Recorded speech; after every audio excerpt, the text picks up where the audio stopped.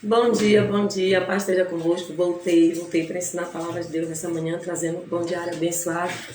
E um assunto que às vezes muitos nos questionam. Ontem, quando eu entrei numa loja, uma senhora estava perguntando para a outra se ela teria salvação, se ela ia para o céu. Essa talvez seja a dúvida e a pergunta de muita gente, mas que muita gente não sabe que só há um caminho, que muita gente não entende que a salvação não é por bondade, nem por caridade, nem porque está suportando alguém ou porque está sendo bonzinho para alguém. E isso me fez entender que era esse o sentimento que a mulher estava sentindo, por ela estar suportando uma situação, ela estava reivindicando o direito no céu. Não é desse jeito. Não é sendo bonzinho, sendo caridoso, sendo a pessoa mais legal do mundo, uma pessoa que talvez nem erre, nem faça nada errado. A palavra de Deus, ela nos ensina. Por isso que a palavra de Deus vem dizendo que o povo perece por falta de conhecimento. Nós precisamos conhecer a verdade que liberta. Porque a palavra de Deus vem dizendo para a gente herdar o reino dos céus.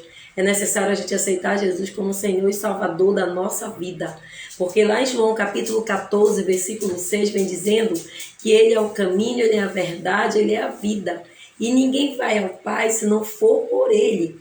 Então, amado, não adianta a gente pegar atalho, não adianta a gente querer ser bonzinho, ser caridoso, ser legal.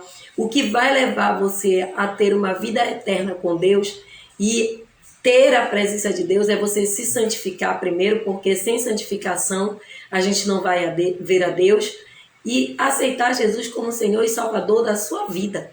Porque se isso não acontecer, nós não vamos ter o nosso nome escrito no livro da vida.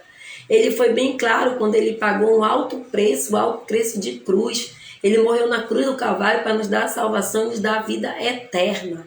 E isso é a suma importância que a gente tem que compreender para que nós venhamos ter um entendimento do preço que foi pago pela minha salvação, pela sua salvação. E isso nos faz amar ainda muito mais esse Jesus que se entregou por amor a nós, esse Jesus que veio para morrer na cruz por nós, esse Jesus que pagou um alto preço.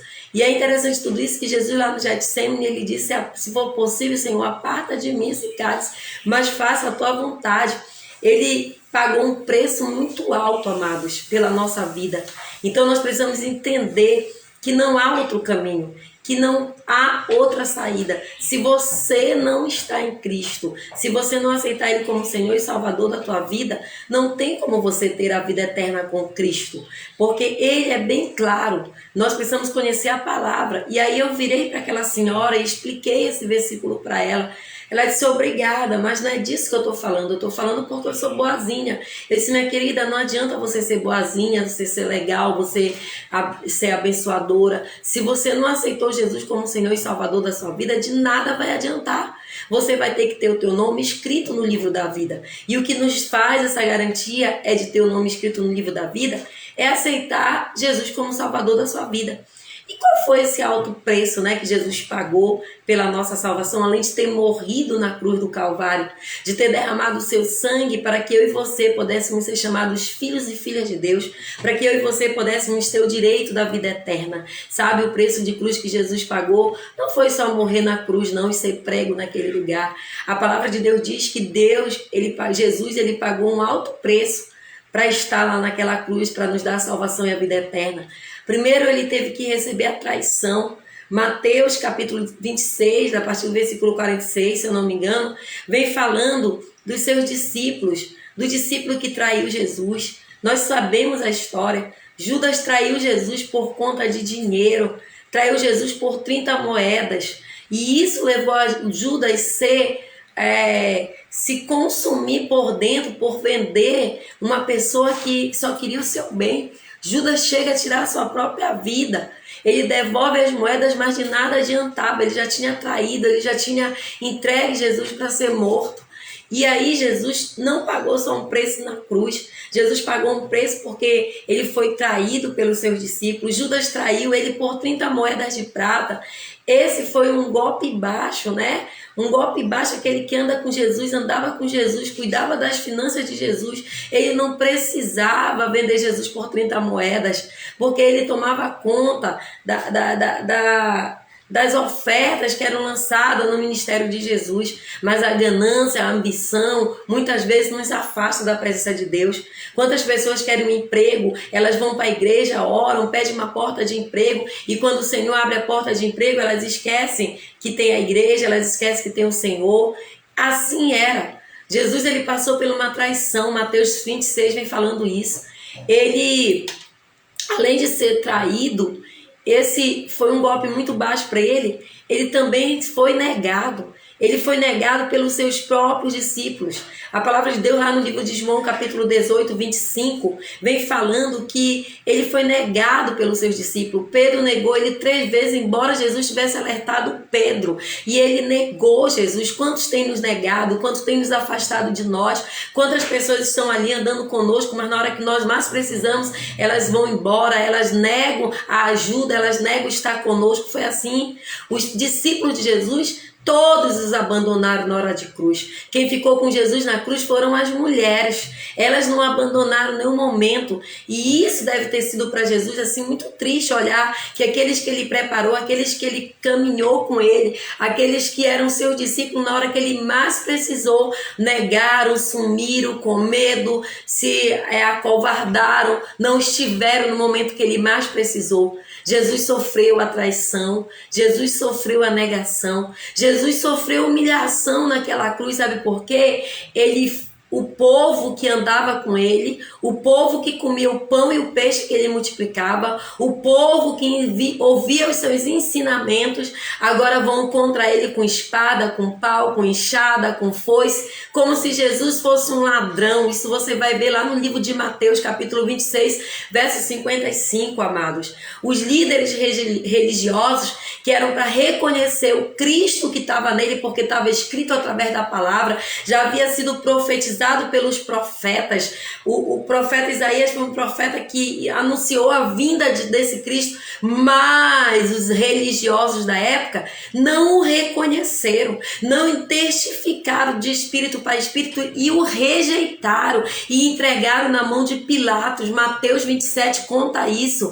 Então, amado, Jesus, ele sofreu por nós, ele foi desnudo, amado, ele foi cuspido, colocaram nele uma coroa de espinho, pesaram sobre eles golpes na sua cabeça, humilharam. Isso você vai encontrar no livro de Mateus, capítulo 27, a partir do versículo 28. Olha aí Jesus sendo humilhado. Não há nada mais difícil para um homem de Deus, é a sua nudez. Jesus não foi para aquela cruz com um paninho como colocam lá Jesus na cruz. Não, ele foi desnudo. Eles tiraram a roupa de Cristo, eles botaram essa humilhação para fora, colocaram Jesus nu numa cruz, pregaram, cortaram, espancaram, colocaram uma coroa de espinho. Jesus está voltando e nós estamos ignorando novamente, ignorando aqueles que estão pregando a palavra, ignorando os sinais que estão acontecendo, ignorando que nós estamos vivendo os últimos tempos, amado. Jesus, ele vai vir na segunda vinda e o mundo todo inteiro vai ver a volta de Jesus. O céu vai se abrir e Jesus vai vir nas nuvens para buscar uma igreja que se reconciliou, uma igreja que está buscando a verdade, uma igreja que aceitou ele como Jesus, como Senhor e Salvador da sua vida. Não fique desapercebido, Jesus está voltando sim, os sinais estão acontecendo sim. De 2 anos para cá o mundo não foi mais o mesmo, desde quando humilharam, escarneceram Jesus numa Sapucaí, arrastando o Filho do Homem debaixo dos pés do diabo, o mundo nunca mais foi o mesmo. E nós temos que estar atentos aos sinais, à volta de Jesus, para que nós não venhamos fazer o que os seus discípulos fizeram, que o traíram, que o escarneceram, que o humilharam, que o abandonaram e que o crucificaram. Não vamos fazer novamente, amado. E nós temos que estar muito atento nisso. A crucificação de Jesus está lá no livro de João, capítulo 19, versículo 18. Somente ele morreu na cruz, mas ele ressuscitou, morreu como um ladrão, foi humilhado, foi crucificado e ele foi o que? Humilhado para nos dar a vida eterna. E qual deve ser a nossa resposta hoje para Deus? Para mim, para você que já conhece a palavra, para mim, para você que já tem o entendimento da volta de Jesus, para mim, para você que já aceitou Cristo como Senhor e Salvador da sua vida, é sempre reconhecer que Ele é o nosso Senhor e Salvador, é amar Ele Ele como nosso Senhor e Salvador, servir a Ele de todo o nosso coração, não pelo que Ele pode nos dar, mas pelo que Ele é, pelo que Ele significa na nossa vida, e esperar o grande dia que o remidor virá e levará a sua igreja. Então, meu amigo, minha amiga, meus irmãos amados e amadas do Senhor, a resposta para a nossa vida é ter Jesus como Senhor e Salvador da nossa vida, para que nós venhamos ter o nosso nome escrito e garantido no livro da vida. Meu irmão, minha irmã, não perca tempo. Nós estamos diante dos últimos tempos e nós precisamos reconhecer o alto preço que Jesus pagou pela sua vida, pela minha vida.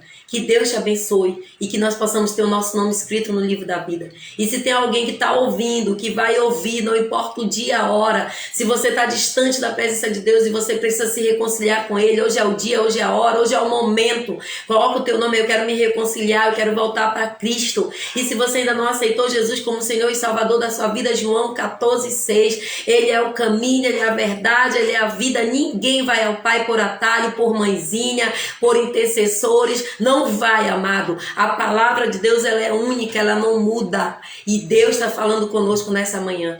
Que Deus nos abençoe. Pai, eu oro agora por cada pessoa que está assistindo e vai assistir esse pão diário. Que tu venha, Senhor, trazer no nosso coração a certeza, a segurança, Pai, que nós temos a salvação e a vida eterna. Que nós vamos estar com Cristo até os últimos tempos e nós vamos ter a vida eterna com Ele. Pai, tira todo impedimento, todo atrapalho, todo sofisma humano, toda a mentira do diabo de dizer que ser bonzinho está salvo, que tem mãe intercessora que está salvo. Pai, que todo sofisma humano caia por terra, mas que a gente venha ler a Tua palavra, que a gente venha conhecer a Tua palavra, que liberta, que sara, que cura e transforma, e que nós possamos verdadeiramente ter os nossos nomes escritos, meu Pai, no livro da vida. Nos abençoa, nos guarda, nos protege, nos dá um dia de paz e que nós possamos, ó Deus, estar contigo todos os dias da nossa vida com a certeza e a convicção que o nosso nome está escrito no livro da vida. Abençoa meu irmão, a minha irmã, tu sabes o que eles precisam, o que eles necessitam e que a tua graça, a tua unção esteja sobre a vida de cada um deles,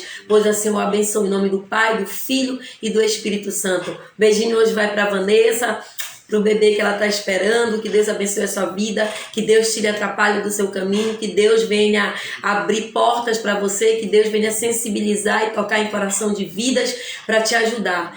E Deus te fala o momento difícil que você está passando. Talvez você esteja enfrentando um vale. É para te fortalecer, diz o Senhor. Busca o Senhor de todo o teu coração. Volta, te reconcilia, te congrega, diz o Senhor. Porque quando a gente está em Cristo, Ele facilita a nossa vida. E tem coisas que Deus tem para entregar para a tua vida. Mas você precisa buscar o Senhor na madrugada de todo o teu coração. E o Senhor vai satisfazer. Salmo 37 diz o Senhor para ti nesta manhã. Leia o Salmo 37 e Ele vai satisfazer o desejo do teu coração. Entrega, confia e descansa, diz o Senhor. E mais Ele fará. Tudo aquilo que Ele promete, Ele cumpre. Mas nós precisamos estar buscando pelo cumprimento também da nossa promessa. Amém? Que Deus abençoe. Jaqueline, estava com saudade de você, nunca mais tinha visto você nas lives.